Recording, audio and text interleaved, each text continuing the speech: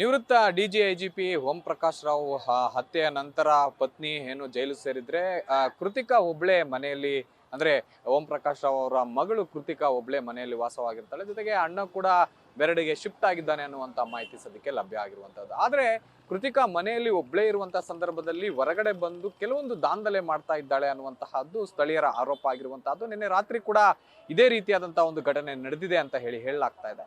ಇನ್ನು ಒಂದು ನಂದಿನಿ ಪಾರ್ಲರ್ಗೆ ನುಗ್ಗಿ ಅಲ್ಲಿ ದಾಂಧಲೆ ನಡೆಸಿದ್ದಾರೆ ಅಂತ ಹೇಳಲಾಗ್ತಾ ಇದೆ. ಅದರ ಒಂದು ಮಾಲೀಕರಾಗಿರುವಂತಹ ಸ್ವಾಮಿ ಅವರು ನಮ್ಮ ಜೊತೆಲಿದ್ದಾರೆ, ಅವ್ರನ್ನ ಮಾತಾಡಿಸ್ತಾ ಹೋಗ್ತೀನಿ. ಸರ್, ನಿನ್ನೆ ಏನು ದಾಂಧಲೆ ಮಾಡಿದ್ದಾರೆ ಅಂತ ಹೇಳಲಾಗ್ತಾ ಇದೆ.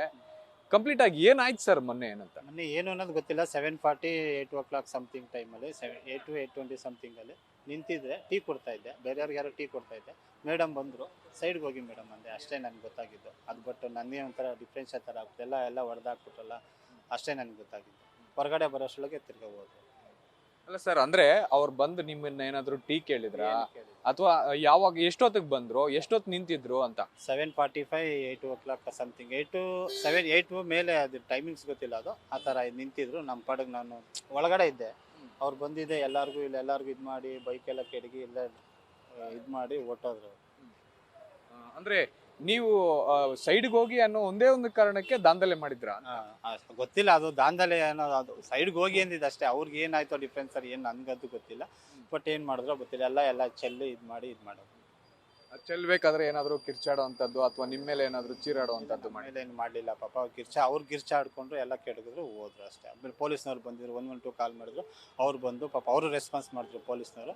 ಸರ್ ಆಯಿತು, ಎಲ್ಲ ಇದು ಮಾಡಿ ಎಲ್ಲ ಇದು ವೀಡಿಯೋ ಎಲ್ಲ ಮಾಡ್ಕೊಂಡು ಕ್ಲೋಸ್ ಮಾಡಿಕೊಂಡು ಸೀದಾ ಪೊಲೀಸ್ ಸ್ಟೇಷನ್ಗೆ ಹೋಗಿ ಕಂಪ್ಲೇಂಟ್ ಕೊಡಿ, ಓಚಕ್ ಕೊಡಿ ಅಂತ ಅವಳ ಅಪ್ಲಿಕೇಶನ್ ಎಲ್ಲ ಕೊಟ್ಬಿಟ್ಟು ಬಂದೆ. ನಾನು 2 ದಿವಸ ಸ್ವಲ್ಪ ಅಂಗಡಿ ಕಡೆ ಯಾರು ಇಲ್ಲ, ಒಬ್ಬನೇ ಇರೋದ್ರಿಂದ ಹೋಗೋಕ್ಕಾಗಿಲ್ಲ. ಅಕ್ಲಾಜ್ಮೆಂಟ್ ಇಸ್ಕೊಂಡು ಬಂದು. ಸರ್, ನೀವು ಅಂದ್ರೆ ಈ ರೀತಿಯಾಗಿ ಮಾಡ್ತಾ ಇರುವಂತಹ ಸಂದರ್ಭದಲ್ಲಿ, ಅಂದ್ರೆ ನಿಮ್ಮ ಅಂಗಡಿಯ ಮೇಲೆ ದಾಂಧಲೆ ಮಾಡುವಂತ ಸಂದರ್ಭದಲ್ಲಿ ನೀವೇನಾದ್ರೂ ಕೇಳಿದ್ರ ಅವ್ರಿಗೆ ಯಾಕೆ ಈ ರೀತಿಯಾಗಿ ಮಾಡ್ತಾ ಇದ್ದೀರಾ ಅಂತ? ಮಾತಾಡೋಕ್ಕೆ ಆಗಲಿಲ್ಲ ಸರ್. ಅವರು ಫುಲ್ ಎಲ್ಲ ಹೊಡೆದಾಕಿದ್ರಲ್ಲ, ನನಗೆ ಒಂಥರ ಶಾಕ್ ಆಗೋಯ್ತು. ಏನೂ ನಾನು ಮಾತಾಡಲಿಲ್ಲ ಅವ್ರಿಗೆ.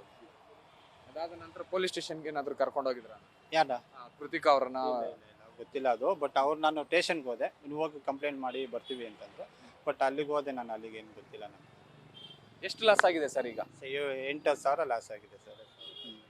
ಓಕೆ, ಈ ಘಟನೆ ಆದ್ಮೇಲೆ ಪೊಲೀಸರು ಏನಾದ್ರು ಮತ್ತೆ ಕಾಂಟ್ಯಾಕ್ಟ್ ಮಾಡಿದ್ರ ನಿಮ್ಮನ್ನ? ಇಲ್ಲ ಸರ್, ಕಾಂಟ್ಯಾಕ್ಟ್. ಏನು ಸದ್ಯಕ್ಕೆ HSR ಲೇಔಟ್ ಪೊಲೀಸ್ ಠಾಣಾ ವ್ಯಾಪ್ತಿಯಲ್ಲಿ ಒಂದು ಘಟನೆ ನಡೆದಿರುವಂತಹದ್ದು. ಈ ಘಟನೆ ನಡೆದ ನಂತರ ಏನು ಸ್ವಾಮಿ ಅವರು ಹೋಗಿ ಒಂದು ದೂರನ್ನು ಕೂಡ ದಾಖಲು ಮಾಡಿದ್ದಾರೆ. ಆದ್ರೆ ಈವರೆಗೂ ಕೂಡ ಯಾವುದೇ ರೀತಿಯಾದಂತಹ ಆಕ್ಷನ್ ಪೊಲೀಸರ ಕಡೆಯಿಂದ ಆಗಿಲ್ಲ ಅಂತದ್ದು ಮೇಲ್ನೋಟಕ್ಕೆ ಗೊತ್ತಾಗ್ತಾ ಇದೆ. ಆದ್ರೆ ಈ ರೀತಿಯಾದಂತಹ ಒಂದು ಪ್ರಕರಣವನ್ನ ಈಗಾಗಲೇ ಆಕೆಯ ಒಂದು ಮನಸ್ಥಿತಿ ಚೆನ್ನಾಗಿಲ್ಲ ಅನ್ನುವಂತಹದ್ದು ಸಾಕಷ್ಟು ಜನರ ಒಂದು ಸ್ಥಳೀಯರ ಮಾಹಿತಿ ಕೂಡ ಆಗಿರುವಂತದ್ದು. ಯಾಕೆಂತಂದ್ರೆ ಬಂದು ಏಕಾಏಕಿ ನಿಂತ್ಕೊಂಡು ಆ ಒಂದು ದಾಂಧಲೆ ಮಾಡಿ ಮತ್ತೆ ಸುಮ್ಮನೆ ಏನೂ ಮಾತಾಡದೆ ಮನೆ ಕಡೆ ಹೋಗ್ತಾ ಇದ್ದಾರೆ ಅನ್ನುವಂತ ಮಾಹಿತಿ ಸದ್ಯಕ್ಕೆ ಸ್ಥಳೀಯರು ನೀಡ್ತಾ ಇರುವಂತಹದ್ದು. ಕ್ಯಾಮ್ರಾ ಪರ್ಸನ್ ಬೈರೇಶ್ ಜೊತೆ ಜೀವಿ ಚಂದ್ರಶೇಖರ್, ನ್ಯೂಸ್ ಫಾಸ್ಟ್, ಬೆಂಗಳೂರು.